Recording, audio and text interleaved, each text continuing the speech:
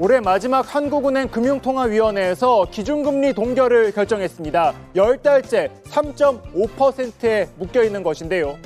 3분 맥집기 오늘은 기준금리 딜레마를 정리해봤습니다. 올해 우리나라 기준금리가 움직인 것은 지난 1월 단 한 차례에 불과합니다.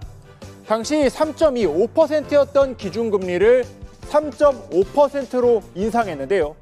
이후 2월과 4월, 5월, 7월, 8월, 10월, 그리고 지난 목요일인 11월 30일까지 7연속 기준금리를 동결했습니다. 이 12월에는 금리 인상 여부를 결정하지 않는 만큼 올해는 기준금리 3.5%로 마무리하게 된 것입니다. 한은이 11월에도 기준금리 동결을 결정한 것은 경기회복세가 뚜렷하지 않은 상황에서 금리를 높여 소비와 투자를 더 위축시키는 것에 부담을 느낀 것으로 해석됩니다. 물가 안정 면에서는 금리를 또 인상해야 되는 거 아닌가 하는 생각을 가지실 수 있습니다. 아직 충분히 물가 안정 목표까지 안 왔기 때문이에요. 근데 경기 안정, 경기는 굉장히 불안하죠.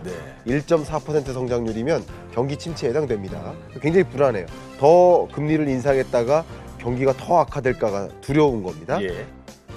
한은의 기준금리 동결이 길어지는 것은 경제성장 부진 속에 가계대출이 빠르게 늘어나는 딜레마 상황이 이어지기 때문입니다.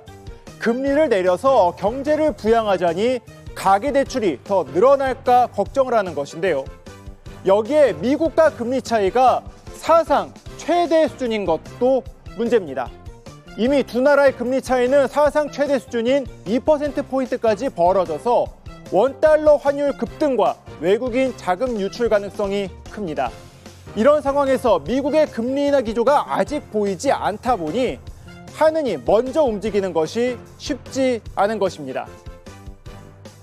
이창용 한국은행 총재는 11월 기준금리 동결은 금통위 위원들의 만장일치였다고 밝혔습니다. 하지만 위원 6명 중 4명은 추가 금리 인상 가능성을 열어뒀다고 덧붙였습니다. 한은의 고민은 이번에 함께 발표한 이 수정 경제 전망에서도 나타났습니다.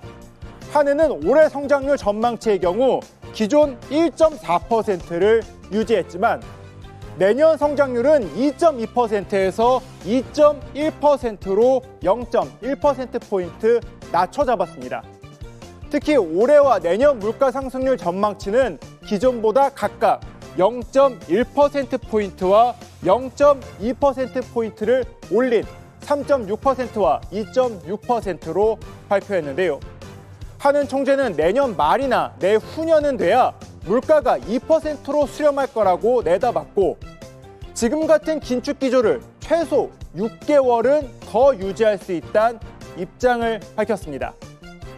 저희는 2%대 초반으로 이렇게 2%까지 수렴하는 기간을 내년도 말이나 내 25년 초반 정도가 되지 않을까 이렇게 지금 예측치로는 이창용 한국은행 총재는 부동산 투자에 대한 우려의 목소리를 내기도 했습니다.